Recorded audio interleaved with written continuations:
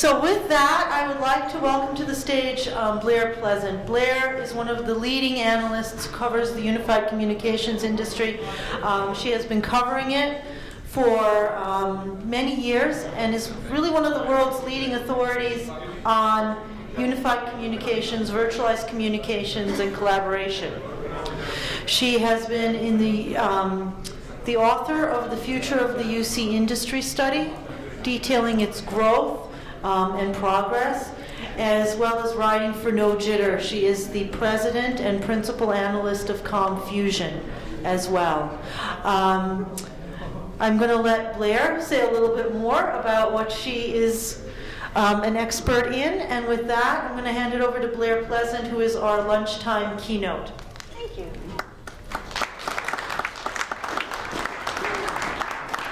Thank you. Can you hear me okay? Is the mic on? Can you hear me? No, it's okay? Okay, good. Okay, so as Chrissy said, I'm president and principal analyst of CoMMfusion, which is an independent analyst firm, and I'm also co-founder of UCstrategies.com, which is a website portal for all things dedicated to unified communications. So please visit www.ucstrategies.com to learn everything you want to know about unified communications. We're a consortium of independent analysts and consultants, and some of the best minds in the industry collaborate with us, so it's a wonderful team. So I'm going to give a market overview about unified communications, where we are and where we're going. I'm not talking technology. I don't think I even have the word SIP in my presentation, so it's really more about the market and where things are. I've got a lot of time for this session, so please feel free to ask questions, and let's make this interactive. If I use some buzzwords or terms that you're not familiar with, please interrupt me and let me know.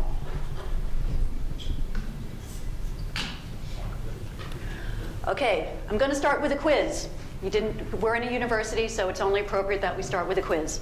So, unified communications is A, an oxymoron, B, a new viral dance craze, and no, we're not going to be doing the Harlem Shuffle or whatever. C, a great name for a band. D, a way for companies to improve business processes, enhance employee productivity, and reduce costs. And the answer is all of the above. The answer, of course, is D. So I know you all know what unified communications is, but I just want to do some level setting to make sure that we're all talking about the same thing, because there are a gazillion different definitions out there. So the UC Strategies team came up with what we consider the definitive definition of unified communications. So to us, UC is communications integrated to optimize business processes. And you'll hear me talk about business processes quite a bit.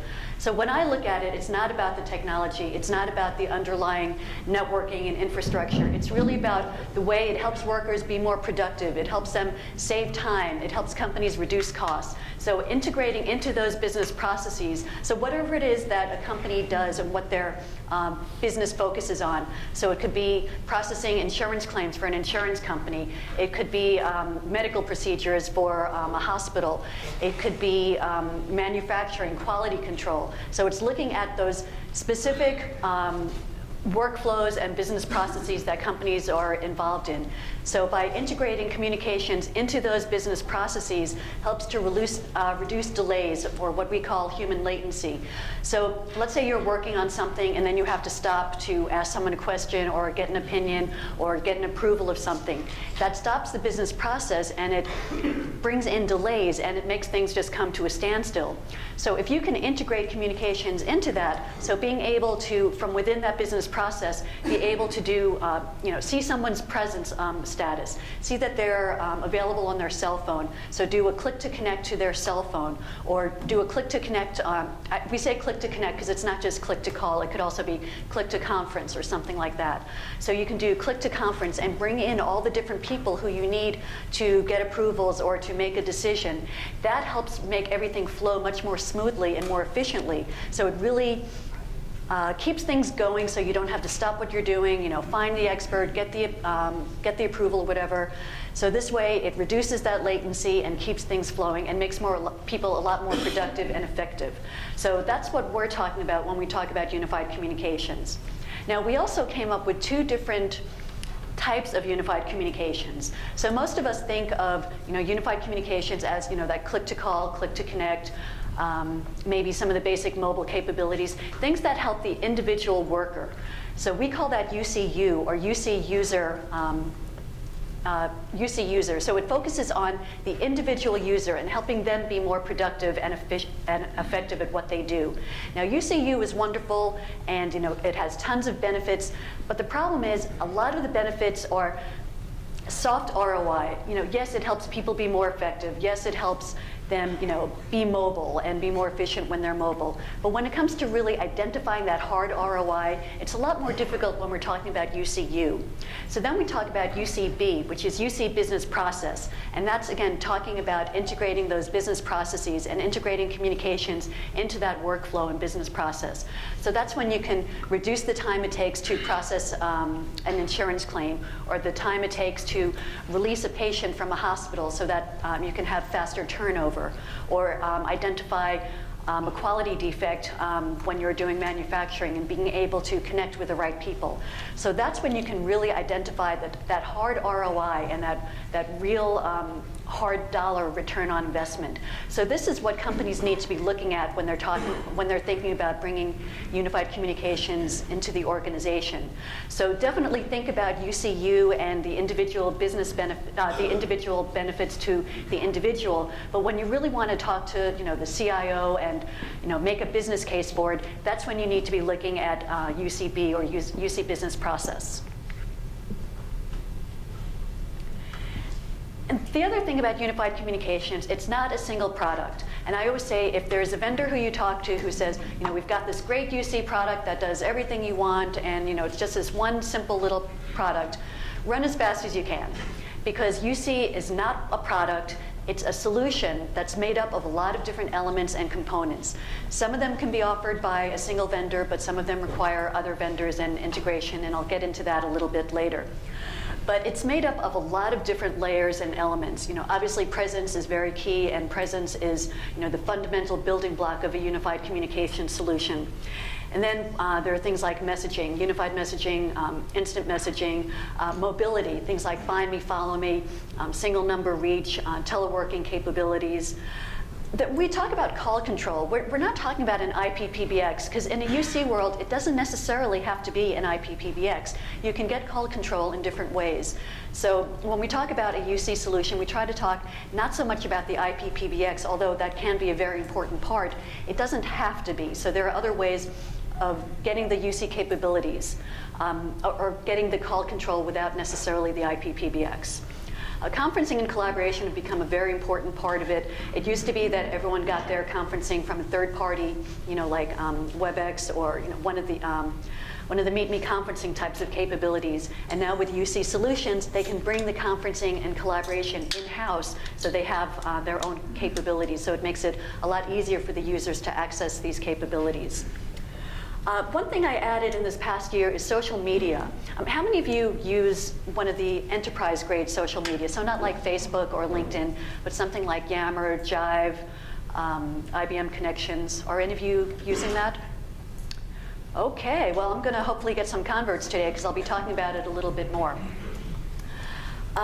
So on top, we've got the client layer that's integrating to any device. Obviously, mobility is key. And the key with unified communications is having that unified integrated client that's going to work across different types of devices. So regardless of where you are, what device you're using, you're going to have that unified user experience.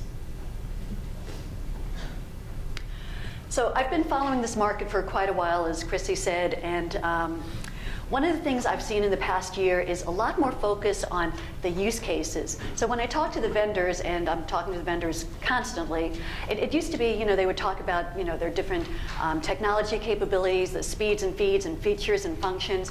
And I find that they're really moving and evolving to really talking more about the use cases. How are people using unified communications? What are the different use cases within an organization? So the use case is going to be different for mobile workers, for teleworkers, for CEOs versus desktop people. So it's really going to vary based on the different roles of the workers and also the different type of vertical. So it's really important to have a good understanding of who are the workers and the users in your organization. How are they using these technologies? Are they mobile? Are they at their desk? Do they need to collaborate? Do you have geographically dispersed locations where you need to have a lot of collaboration across geographies? These are the types of things you should be thinking about and talking to the vendors or the resellers about. So when I look at unified communications, again, I'm not focused on the technology. I'm really focused on how is this touching the individual users. How are they using it, and how are they going to benefit from it? So for me, the IT people, no offense, you're not the main target. It's your end users. It's the people who you're servicing. How are they going to be using these technologies, and how is it going to benefit them in their day-to-day jobs? So I am finding that there's a lot more focus on this now, which I'm really happy about, and hopefully it's because of some of the evangelizing we've been doing. We're also seeing a lot more solution selling, and the term solution selling has been used for a long, long time, but we are finally seeing it being used in the unified communications world. So it's not just, I'm selling you this product and it's going to do X, Y, Z. It's really, again, tell me about your business, what are you trying to do, and here's a solution that ties in these different elements that are going to meet your needs and try to provide the capabilities that you're looking for. Cloud and hosted, of course, is in vogue, and everybody's offering it now. All the premise-based vendors that used to just have a premise-based solution, they now all are introducing some sort of hosted or cloud-based offering. Some of them are basically taking their premise-based solution and saying, okay, now it's in the cloud, and we now have a hosted solution. So it's not as easy as some people are making it out to be. So you really want to make sure that you're working with a provider who understands cloud, who understands what it's all about, can do some of the provisioning, the billing, whatever is involved, because it's not just a question of, okay, we're taking our box and putting it in the cloud. There's a lot more to it. More options for SMBs. It used to be when unified communications first came out, it was really made for the larger enterprises. The solutions were very complicated, very complex, very expensive. So it was really hard for the SMBs to get into the game. So now with open source and some of the products that we're seeing out there and some of the all-in-one solutions or some of the simpler solutions, there are a lot more capabilities for SMBs to get into the game, which is really nice to see. So UC is starting to go down market a lot, which opens it up to a much broader audience, which is wonderful. Integration with contact center. I wear several different hats, but as an analyst, one of the other areas that I cover is contact center. So in the last few years, being able to see two of my big market focuses coming together has been wonderful.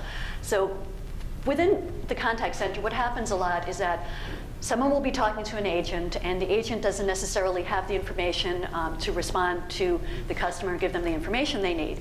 So usually what would happen is they'd say, okay, let me get your information, I'll get the information for you, and I'll call you back. Well, in the time that happens, the customer could be going to one of your competitors, and you're going to lose that customer. So with unified communications, what can happen is that the agent can see a list of subject matter experts within the organization.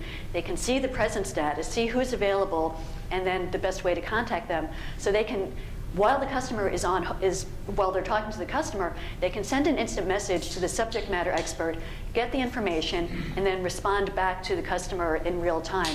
Or they can even conference in this expert. So instead of potentially losing a customer, you're able to have first contact resolution, or FCR, keep the customer engaged, and hopefully keep them as a customer and not lose them to one of your competitors, or not have them all frustrated and mad at you. So we're starting to see contact center and UC coming together a bit more. I recently completed a channel study where I spoke to, well, we did an online survey with a couple hundred resellers and system integrators, and then I did phone interviews with about 50 of them. So I love talking to the resellers because they're the ones with the feet on the street. They're talking to lots of different users, so they get really good insights into what people are really saying and what's really going on in the market. Talking to the vendors is fine, but they tend to be a little biased. So talking to the resellers who are talking to their customers and hearing what's going on, I find is a really great way of getting information. So They were pretty optimistic, and I'll show you a couple slides about some things they said. But here are some quotes from the phone surveys that I did. So we've seen big changes in the last 6 months. People finally understand that it's not just cost, but also there's also a benefit to UC. So there's time savings in mobile apps, click-to-call video. So one thing I like to talk to people about is when you're looking at unified communications, don't just look at the cost. So ROI is important, but it's important also to look at the TCO, the total cost of operation, and as a part of that, also look at the benefits. So yes, this is going to cost me X, but in return, I'm going to be saving this much money because I'm going to be reducing my mobile costs, or I'm going to be reducing the number of remote offices I need because people can work from home. So think about the benefits in relation to what the costs are going to be also. So other people are saying, there are some customers who really get UC and they're pushing the envelope, they're going for things like video. And there are others who haven't found that business driver. So again, it's not about the technology. It's about what is the business value, what is that business driver. So it's really important to talk to the line of business people. Talk to your salespeople, talk to your marketing people, the operations people. Understand what it is that they're trying to accomplish, and look at those types of things for justification for unified communications and for spreading it throughout the organization.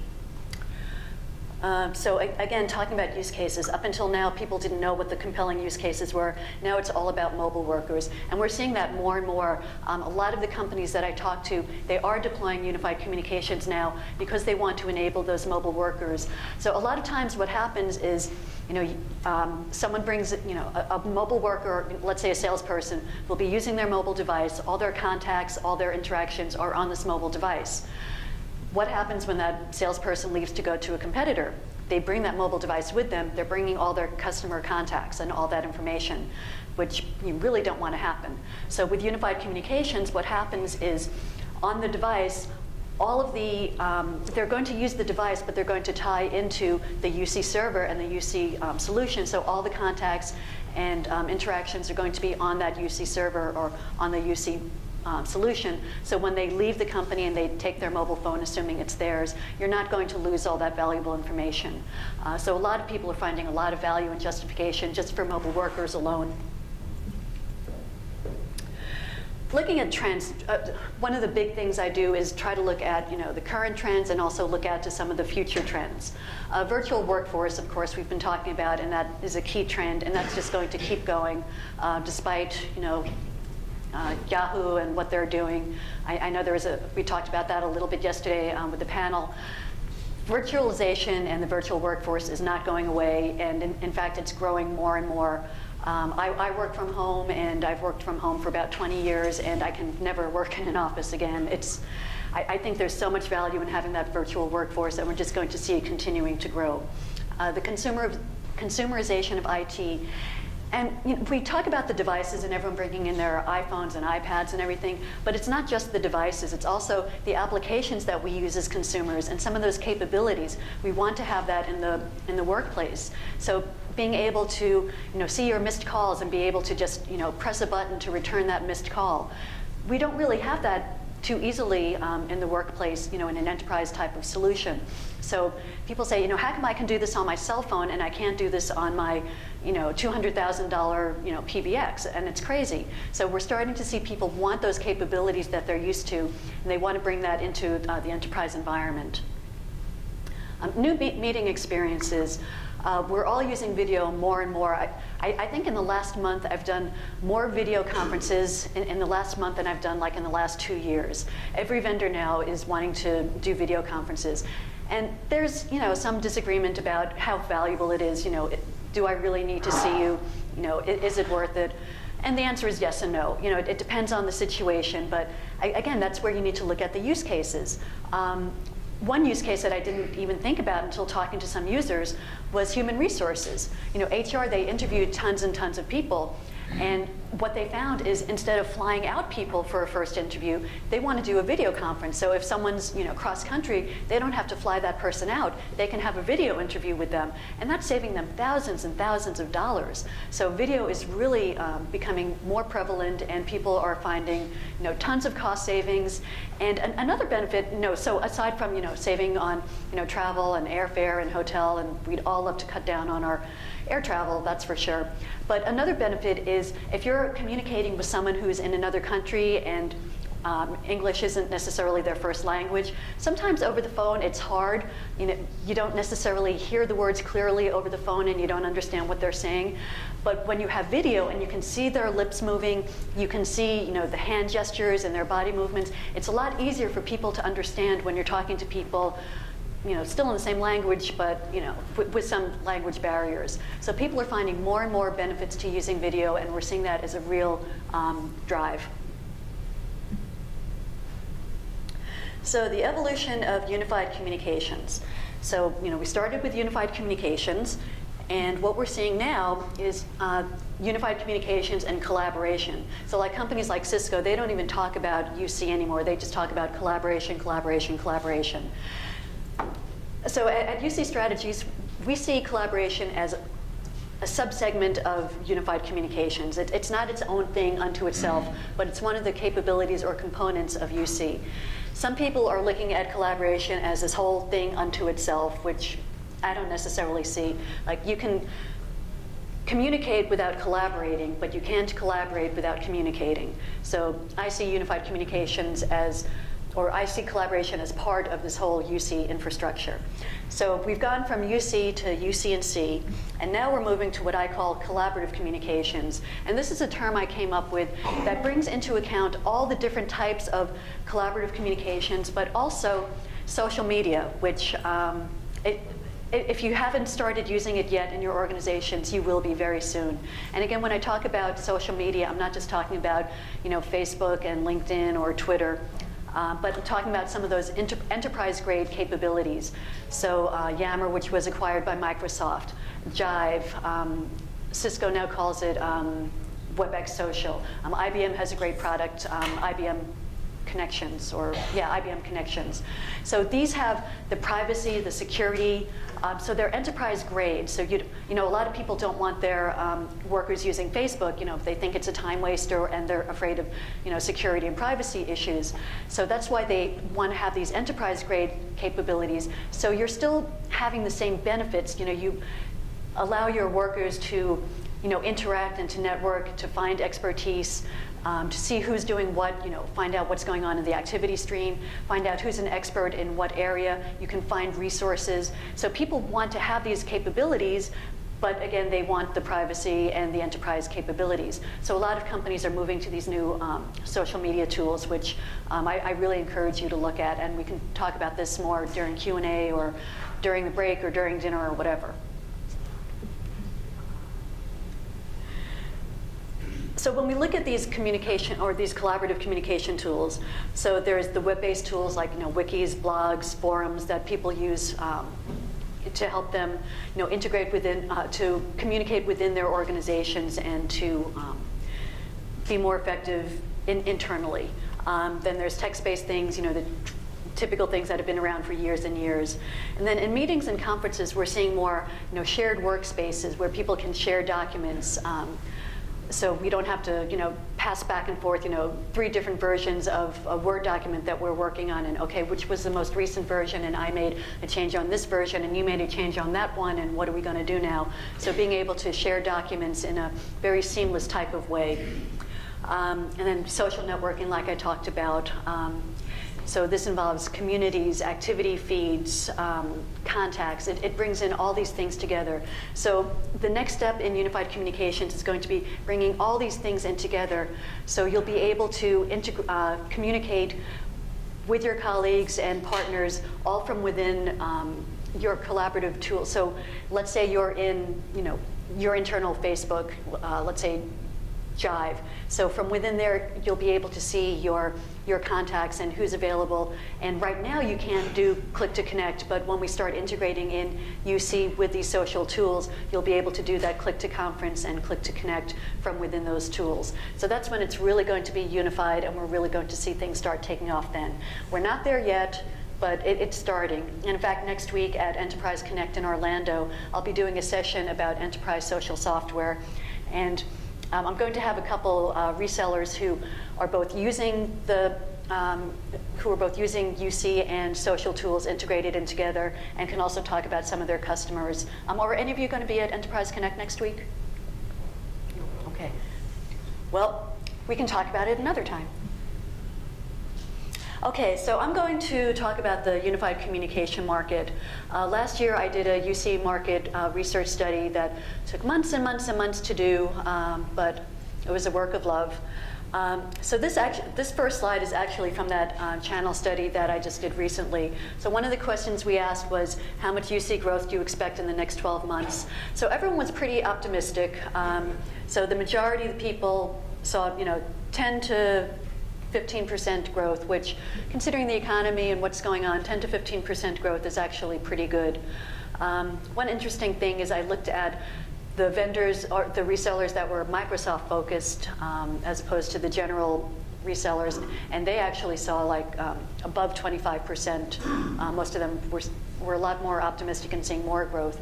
So I'm not sure what that says, but either they're just more optimistic or they're starting from a smaller base anyway, so they've got more growth. But what this does show is that people are pretty bullish, and even though we've had worldwide economic challenges, the market is still poised for growth. So what I'm starting to see is instant messaging and presence is everywhere. People have Link, they have whatever IM and presence tools that they're using, and it's becoming pretty ubiquitous now. The problem is it's still in silos. It's still isolated from the rest of the UC stack or from the communications.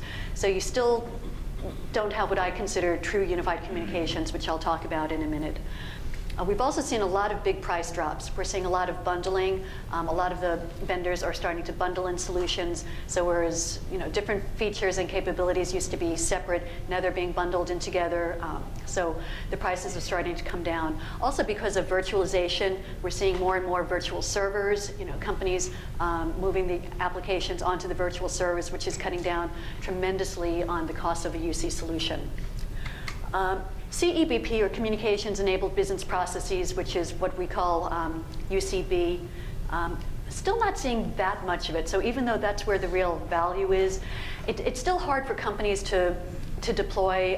Companies need to start to be thinking about, what are my business processes? Where are the latencies? Where are those communication challenges? And a lot of them haven't done that yet, and it takes some work. So they haven't really gone to that next step of integrating into the business processes, but that is on the horizon. And some of the early adopters and more forward-thinking companies have definitely been doing that, and there are tons of great use cases of companies that have been doing that. Professional services is huge. As I said, UC is not simple. It's not one product. It is something that's going to take a lot of integration and a lot of pulling together all the different pieces. And when you start integrating into the business processes, it does take professional services work. So there are some solutions that are easier than others, but when you start talking interoperability and pulling in together different vendors' products, it takes a lot of professional services work.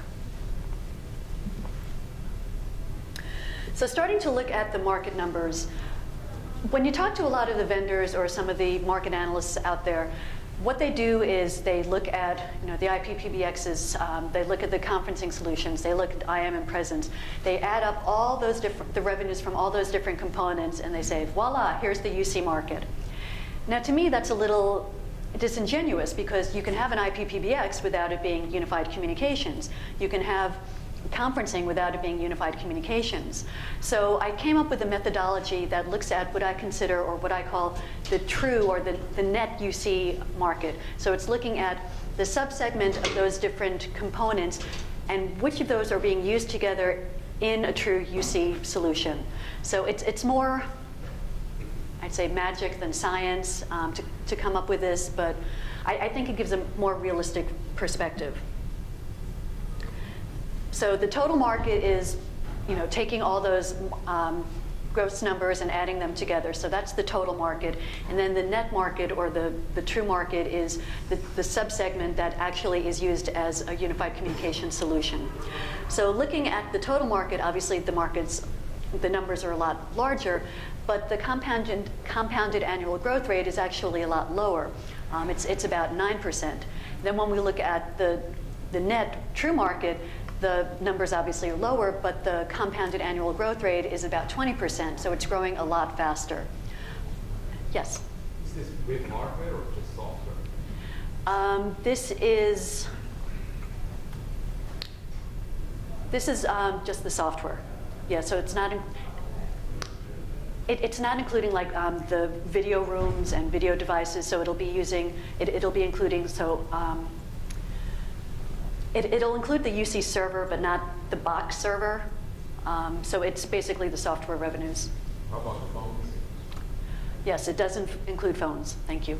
But some of the vendors are throwing in phones. So, and that's part of the problem, is trying to identify, what vendors are charging for and what they're not. And that's part of the problem with measuring the market. It's not like, back in the traditional PBX days when you could say, okay, here's how many boxes were being shipped. Things are bundled in, so it all gets very tricky. So you had a company which is sort of like hybridized, like, we want to do DC, but we're billing for it, I enforce it now, let's stick with our legacy analog PBX. Are they these figures? Or is it that type of someone who needs more of a longer ramp to get to the true DC situation? It'll take a longer ramp, but there are definitely ways to do it. There are gateways. There are ways that you can do it now. And that's why we say, you don't have to have that IP PBX necessarily. I mean, you should, and it's definitely a stepping stone, but there are ways to get to UC that you can do gradually, and you can start implementing piecemeal. So you can be on your way. So looking at the different components that make up a UC solution, conferencing and collaboration is going to have the biggest growth. And it's mainly because, what I said earlier, a lot of companies, they used to have services that they would pay for, and now they're bringing it in-house and using their own meeting and conferencing capabilities. Some things like unified messaging, it's not growing that much. It's kind of table stakes, and people just expect to have that. So, and also it's being bundled in. So it's not necessarily something that people are going out and saying, gee, I need to buy a unified messaging product. It's either part of a solution or they already have it. IM and presence, there's definitely, it's starting to take off, but again, it's still kind of in that silo, and it's not being integrated in as much as I'd like to see happen. Any questions about the market numbers? Yeah. I'm still confused about the amount of total market that you mentioned in your last slide, because you mentioned that it's about 15,000 billion dollars, isn't it? In 2012, the total market was about 13.4 million. I mean, billion. 13.4 billion for the total market. And does include hardware, bio, and all that stuff? No, it's not including like the video devices and things like that. It's not included? No. Yeah, because that'll start adding on a lot more.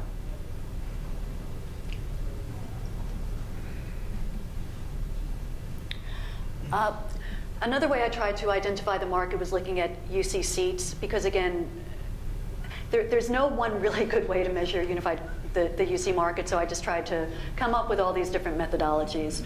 So this is really looking at the number of seats that have been shipped that what I consider unified communications. So in 2012, it was about 20,000, growing to about 38 million by 2016. So obviously, there's a lot of growth. We'd like to see it grow a little faster, but it's starting to take off. Is it worldwide? Yes, worldwide. So looking at some of the drivers behind the growth, So for companies that obviously want to reduce costs, which is the main reason companies are doing this, they're deploying things like video conferencing, which if you want to identify the most easily quantifiable benefit or way of reducing costs, video conferencing by far, because you're cutting back on the travel and just, you can save, within 6 business trips, you can, the video conference system will pay for itself. Also, CEBP or UCB, like I talked about, is helping companies greatly reduce costs also. Reducing time to X. This is whatever it is that your business does. So, going back to the examples I used before, if you're an insurance claims process, reducing the amount of time it takes to process a claim. If you're a hospital, reducing the amount of time it takes to do patient turnover. So whatever it is that your business is trying to do, reducing that time, that's your time to X. So it's going to be different for every company based on what your goals are and what you're trying to accomplish. So providing collaboration tools, so you can have remote workers being able to collaborate workers, and teams and work groups being able to collaborate. And things like Presence and Click to Connect, those are the things that are really helping reduce that time to X or reduce that speed time. Enabling mobile workers, we talked about, that's a key driver for everybody. So things like mobile extension, one number, single number, find me, follow me. Those are the types of capabilities that companies are deploying. Because one thing I want to make sure everyone understands, you don't have to deploy everything all at once. It's not, okay, here's a UC solution, you have to give this to everybody, and everyone's going to have these different capabilities. The UC solution should be modular enough so that the users who need it for their types of jobs will have the tools and capabilities that they need. So if you have a desk-bound worker who, let's say a call center agent, they don't need video. And if you have someone who's just at the desk, they don't need the mobile capabilities. So you need to think about, what are the tools and capabilities that the individual workers need, and give those capabilities to those workers. It's not something that you have to roll out this big expensive product solution to everybody. So you can give some workers some capabilities and others other capabilities. So it doesn't have to be this big, massive type of deployment. Customer service, I talked about, expert agent and how that's helping a lot of customers, but also things like single number reach. Some companies that I spoke with, they would have their salespeople or their support people out in the field, and customers would try to contact them and they wouldn't be able to. So by giving the salespeople, just this one number, so regardless of whether they're on their mobile device or they're in the office, people will call this one number. You don't have to think about, okay, where is this person located? Are they mobile? What do I have to do? Just give them one number. Customers could call them. They get the information they need. So the salesperson can be, out in the field talking to somebody, or the tech can be out talking to somebody. The customer who calls in will get the information they need when they need it. So customer service has, or customer satisfaction has greatly increased. Expert agent we talked about, but starting to see that pick up a bit. From that channel study I mentioned, I asked about what are some of the UC technologies that UC is offering the most promise. So, rank number 1, 2, 3, whatever. So, cloud and hosted was by far the #1 choice, and we are starting to see that take off. And as they talked about yesterday on the panel, it's not going to be an all or nothing, except for the SMBs who can do, a full hosted solution. The large enterprises are going to be doing hybrid types of deployments where some things are going to be on-prem and some things are going to be in the cloud, because no one's going to do a full rip and replace and get rid of what they have to go to the cloud. So it's really going to be hybrid that's going to be the dominant force. So cloud and hosted is the #1 capability that we're seeing. And then the second one is collaboration. And again, we're seeing more and more geographically dispersed companies with mobile work teams or geographically dispersed teams. They want these people to be able to collaborate effectively and efficiently. And these collaboration tools with shared workspaces, shared repositories, whiteboarding capabilities, so you can do the John Madden stuff, that's really starting to take off. So things like unified messaging, again, it's not as sexy as it used to be. We're not seeing that much in that area, but people are expecting it. So it's not showing that much promise, but people are still expecting it.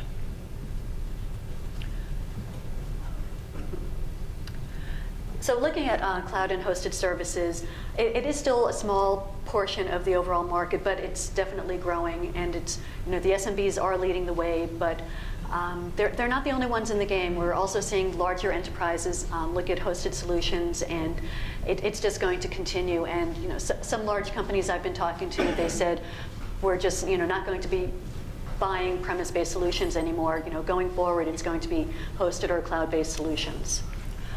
So it's, yes? Do you have any sense of the reporting of this category in this area of revenue? In the SMB space, hosted voice is going to be on a month-to-month basis. So, you're saying it's a high take rate, but on the revenue side, it would be lower because it's an OpEx kind of environment. Do you have any sense of that in terms of? I didn't do the market numbers for the cloud for this report, but Bill Haskins over there, you have market numbers on the cloud, right? I do. They cost $100 each. What was the question? How big is the UCaaS market? Yeah. The UCaaS market, I don't want to throw numbers out without having a brand market, to be honest with you. It's a similar problem that we have quantifying the UCaaS market to quantifying the premise-based market. There's a lot of different definitions out there. The bigger challenge in the cloud is that people can add services like MPLS servers, et cetera. So you try to distill all that to just come down to standard seat price. I think we estimate about $500 million global market as of 2012, with over 30% compound annual growth rate up into 2016. Dominated by SMB, I think we spoke about that. Your average seats out there in the cloud, those numbers are a little easier to get. Average seats are usually around 35 seats per customer. ASP for telephony enabled services is around $38 US a seat when you go all in. If that makes sense.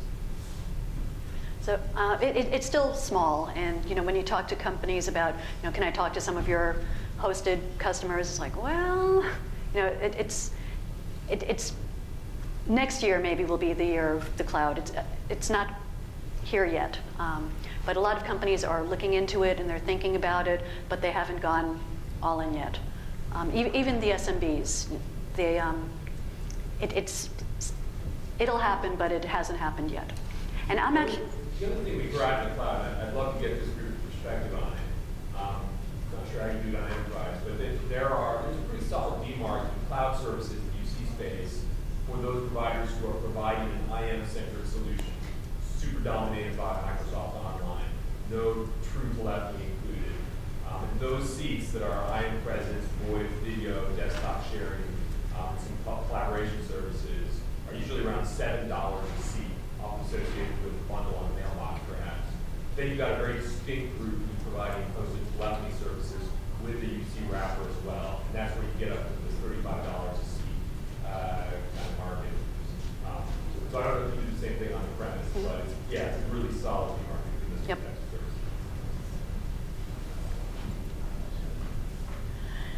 So Bill's going to talk about this tonight, but some of the inhibitors to UC adoption, this is, again, from the channel study. So this is what the resellers saw as the biggest inhibitors. So absolutely the dollar signs. The cost of the solutions, the lack of budget that their customers have was the biggest problem. So again, open standard solutions like we're talking about today can really help in that.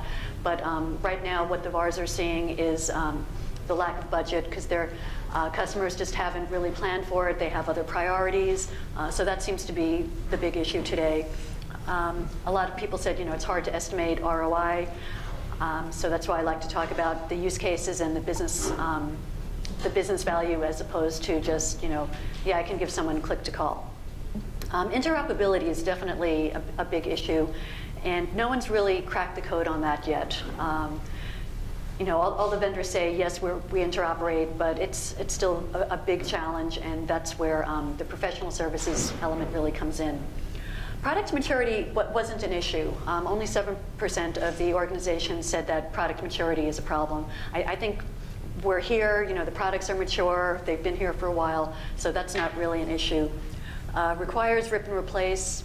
For some reason, companies think that it requires a rip and replace, when really for the most part it doesn't. I think most of these solutions you can build on to what you have, and if you do have to rip and replace, then there's something wrong there. So these are some quotes from the channel partners who we spoke to. You need to have that long-term vision to get the approval, and that's where a lot of companies are definitely having some challenges. Alan talked about this a little bit with the pilot trap, and companies aren't thinking, what's my long-term vision, what's involved in the solution, is my network ready? So companies need to be thinking about all these things and have that vision in order to really successfully deploy this. I love this quote. Lack of clarity of vendor long-term direction. Vendors seem to be all over the map with a great story, then some buzzword technology comes in and it's squirrel. So they lose their attention span, and so and that's what's happening now with social media. And it's going to be happening with WebRTC. So at first, like I said, it's all unified communications, and it became collaboration. Now it's social media. Next it's going to be WebRTC. So a lot of the vendors seem to lose their focus a little bit. So it makes some of their customers wonder, okay, so what are we really focused on right now? Changing the way companies do business. It's a challenge to really deploy unified communications properly. Workers have to change the way they work, and companies have to change the way they're doing some things. And not everybody's ready for change. Some companies are more open to it than others, so really getting people open to that change management can take some time and effort, and it is required. I'm not going to spend much time on looking at any of the players. The key message is there's no one vendor that provides it all. Some vendors provide more than others, but it does take partnerships, it takes interoperability. So you need to make sure that the vendors that you're working with do play nicely with others. Again, I love this consortium here, and everyone working on open standards. I think it really is a great way to help with that interoperability. But most of the premise-based solutions or the hosted solutions, they don't necessarily play nice with each other, and it's a big challenge. And we have vendors in all different categories, and there's a lot of overlap in these categories. So later, or during Q&A, if you want to ask me about any of these specific vendors, I'd be more than happy to talk about them, but we don't really need to get into that now. So looking at the future, taking out my crystal ball, WebRTC, we talked a little bit about yesterday.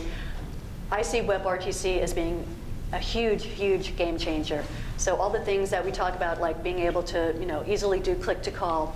So having WebRTC and being able to do that click-to-connect from someone's web page using your web browser is just going to make UC so much easier, and I think it's going to really open it up to a lot of people, and especially in the contact center, being able to just click to talk to an agent just from that web browser. I just think it's going to be huge. And I can't talk too much about the technology and the standards and what's been verified or whatever hasn't, but I know it's going to be just massive, and the vendors that aren't starting to be thinking about WebRTC, I think, are really going to be losing out. Mobile devices supplanting desk phones. A lot of the companies that I talked to, they basically said, we've bought our last desk phone. Sorry, those of you who are selling desk phones, but and there still is a place for it, for certain types of workers. But more and more, we're seeing, soft phones with headsets and the mobile devices supplanting the desk phones. More options for SMBs I talked about. There's more solutions that are easier to deploy and easier to implement at a more cost-effective price point for the SMBs. Battle for leadership. There are some of the top leaders on the typical premise-based side. On the hosted side, we really don't have any leaders. So it's really wide open right now. So in the virtualized cloud hosted area, there's a lot of opportunity. There's no one saying I've got #1 market share. There's still a lot of opportunity, and it'll be interesting to see who kind of rises to the top in that area. BYOD moving to CYOD. And CYOD is choose your own device. So instead of employees bringing in their own device, I think what's going to happen is more and more enterprises are going to have more options for their employees. So instead of saying, okay, here's a BlackBerry for you to use, it's, okay, here's, a BlackBerry or this Android or this iPhone or whatever. So the IT department is still going to be in control and in charge, but they're going to give their workers more options. So I think that makes it easier in terms of the privacy, the security, who owns what, who controls what, but it still gives users more choice. The battle for the channel, obviously you can tell I'm very focused on the channel because no matter how great a product is, if you don't have the channel to sell it and you don't have the right resellers and system integrators, it's not going to happen. So the channel is really, really critical for the growth of unified communications. And we are seeing a lot of focus on the channel, a lot of training, more expectation. And the channel is getting up to speed. For a while it was the box sellers that had to learn about selling software and selling solutions. And there were a lot of people who dropped out because they just didn't have the skills and expertise needed. But we're getting to the point now where the channel really gets it. They know that they need these skills and expertise. Now they're starting to understand about hosted and cloud. And again, the ones that aren't ready to move to virtualization and to hosted, they're going to have to either get with it or get a new job. Presence everywhere. Presence is becoming table stakes. We're seeing, IM and presence pretty much everywhere, and it's becoming ubiquitous. Social everywhere, obviously not in this room, but I am starting to see social take off, and we are going to see a lot more of that within the enterprise. So, if you're not doing it now, but I really encourage you to start thinking about some of those enterprise-grade social software tools that you can bring into the organization and start integrating in with your UC solutions. And I always end my presentations with this slide. UC is a vision or philosophy that leads to solutions. It is not a product.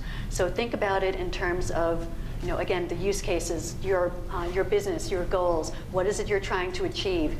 And how is UC going to enable you to do these things? So it's not this one and done type of thing, but it's more of a journey and how you're going to bring your organization along on this journey to help mobilize your workers, help them be more effective, more efficient, and help your organization get the results that you're trying to achieve. And we've still got lots of time, and I hope there's lots of questions, because I don't know how to do magic tricks. Blair, maybe I would, great presentation. I would like to ask you a question around, when I listen to this, it sounds like sort of this homogeneous market you see, right, that is growing, moving forward. And, my experience has been that when you talk to different people, you get very different answers. So when you talk to a group of investors, they basically look at this like, dying industry, snowed from yesterday, broke, emerged 10 years ago. When you look at the SME-based cloud-hosted market, you could argue that it's a race to the bottom, it's in consolidation, right? Companies merge already, trying to get economies of scale. When you look at the box business in the SMB space, then I think most vendors by now at least started investing in those things. When I was running the Nortel SMB division, we pulled the plug on R&D investment on ECM already at that time. And if I look on the enterprise space, then there's this big transition going on. Microsoft breaking into the market, absorbing the whole industry as a feature into a big context, right? So to me, this looks very much like changing engines mid-air, and nobody really knows exactly where this goes. Big, tumultuous thing going on, and that is at the end of the day why I think we're here. And I struggle with this, talking to investors in particular, people like this who really look at UC. Even the term UC is something like, what? UC? That's telephony, bars, old stuff that really nobody's interested in. How do you see that when you talk to end users, customers? Some of them get it, and some of them don't. And that's, again, why we focus on integrating in with the business processes and with the workflow, because it's not just, you know, this 10-year-old technology. It's not just this, you know, box that can do different things. It really is helping to make the workplace more efficient, make workers more productive, help people collaborate more effectively. So if you look at it from those terms, then it's not old stuff at all, and this is where the future is. You know, we all need to collaborate. We're all getting more virtual. We're all getting, you know, geographically dispersed, and that's happening more and more, not less and less. So even for SMBs, they might have, you know, one location here and remote another location over there, so they might have several small offices. And those people have to collaborate. They have to be able to communicate and work efficiently and effectively. So if you look at it as far as what it is UC does, as opposed to just, you know, the technology or whatever, then, you know, the growth potential is unlimited.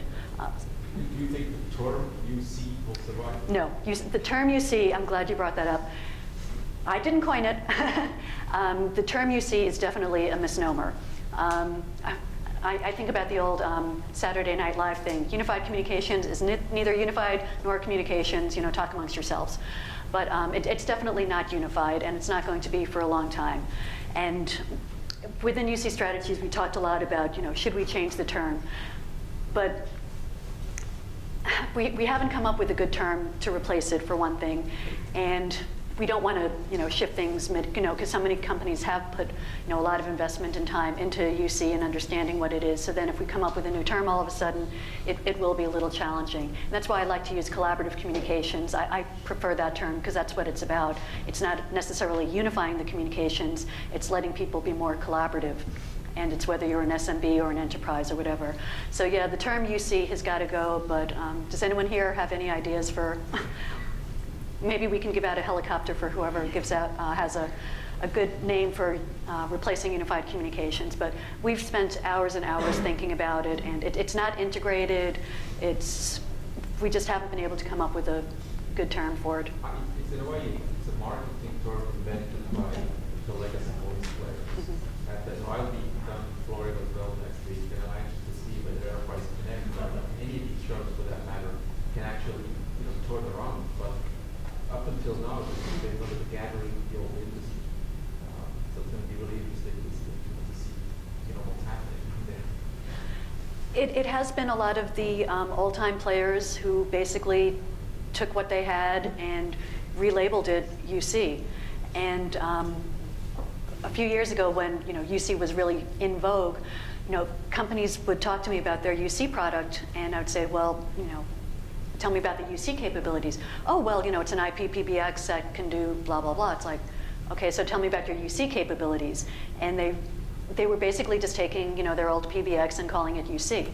And again, that's why I came up with this, you know, total versus net, whatever, because, you know, just taking an old technology and calling it UC, you know, that's not going to solve anybody's problem. You have to look at it in a new light. And look at some of the new capabilities, the new elements, you know, the interoperability, the bringing in all the different components and elements and all the different players, and that's what's important. And a lot of companies haven't been focused on that, and they're just trying to keep their installed base and, you know, just get their installed base to move to this new latest and greatest, which, you know, they have to do to stay alive. You know, some of them, you know, not to pick on all the legacy players, because some of them have been innovative and, you know, came up with some things, but, you know, some better than others. How about ubiquitous communications? That's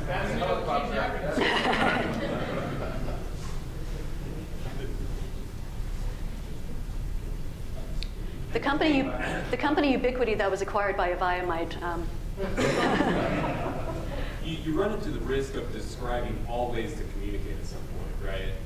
And to us, I think in the industry, what we're trying to do here is there is an evolving set of platform out there that provides a specific group of communications and unifies them, which makes it easier for the end users, and it makes it, I think, as important or more important, easier for the IT administrator.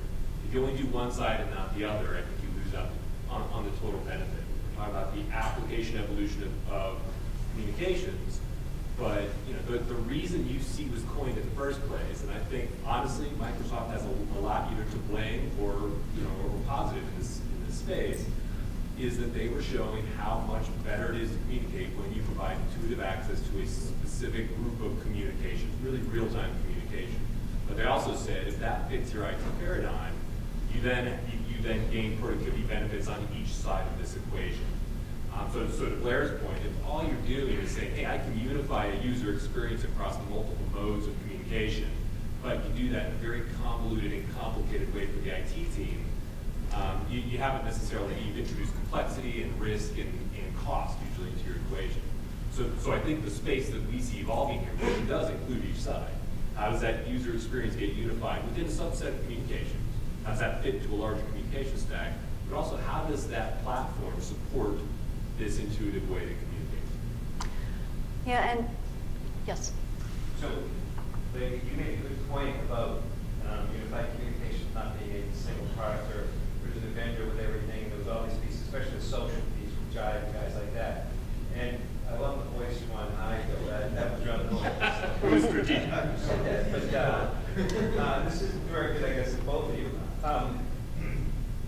We believe that presence is at the core of this new type of communication. This is the way forward. Where does presence belong? Who owns that? Is it a utility? Is it middleware? Is it 65 vendors and is this federation thing on? Where is presence? Who solves that problem? Because when you look at legacy guys, that's a bolt-on for sure. And if you look at social guys, they seem, I wouldn't say they're clueless, but I don't see a lot of presence. No, it's okay. You can say clueless. Yeah, okay. So we went out and talked to some of the app vendors, like email calendar guys, a long time ago, and they were clueless too. So where does where's the light bulb come on, and who owns it? What vendors? Where in the stack? What do you think? Well, that's the big problem, is that everyone wants to own that presence part, and Microsoft has done a fabulous job of getting their IM and presence engine out to so many customers. So Microsoft, I wouldn't say owns it, but they've got a big part of it. So then when you have an enterprise that's using, let's say, an Avaya switch for their communications, Avaya wants to have a part of it also. So Microsoft will have the IM part, and then you want to communicate with the Avaya PBX or Cisco PBX, and they've got their own IM, so which IM are you going to use? So what generally happens is that I think a lot of the traditional switch vendors have kind of throw up their hands and said, okay, Microsoft can own the IM piece, but for call control, you don't want to use them. You want to use us for call control. So a lot of them have basically realized that Microsoft just, they're too embedded now as far as the IM and presence, so they're giving up and saying, okay, use Link for that, but use us for call control, because you don't want to use Link for call control because it, But this is an oxymoron, right? I mean, very soon we're going to run arguments to say why you shouldn't use Link, which is what you already have, and use yet another system for call control that runs in an upgrade cycle that costs you an arm and a leg every other month. And that was Microsoft's strategy. We call it the Trojan horse. So basically, they'll get into an enterprise. They're going to sell. Oh, we're just selling you this. IM and presence, and it's real simple and basic. You already have the licenses. You already paid for. You already have the CAL for it. So just use the IM and presence. And then in a couple of years, oh, your PBX, that's 10 years old. It's not even going to be supported anymore. You've already got Link installed. You've already got the call control capabilities. Why don't you just use Link Voice? So it's a very clever way of, getting in there, and they do plan on taking over the world. And I think our approach in this has been that when there is a customer who is really on the Microsoft track, and there are quite a few. I mean, I think with Exchange they have huge market share, which is eroding a little bit right now. But nonetheless, if someone is willing to really all out to Microsoft, basically from Active Directory on up, right, then that's a strategic choice you make. But even the most sophisticated enterprise can't get everything they really need to run the business from Microsoft. So inevitably, you will have a need to integrate some pieces, this way or that.